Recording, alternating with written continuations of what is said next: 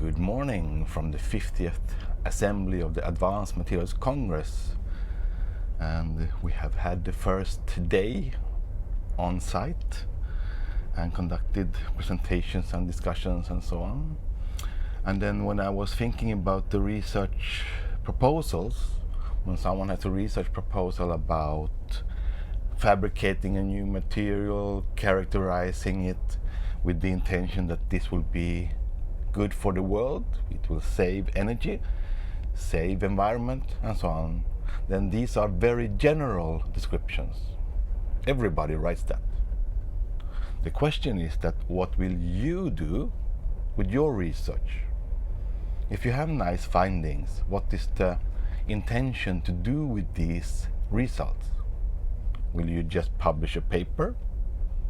Or is there any way to share the information by dissemination, being at conferences or other ways? Write popular scientific article, reach out to the society with your results, because it's there where it will be used.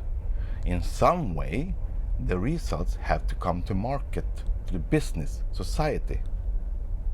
And if that description is not there, then it will be confusing. What is the outcome of this research?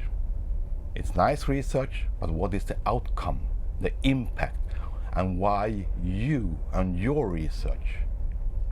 So then in all proposals there should be a description about next step from your research with you. What are your plans?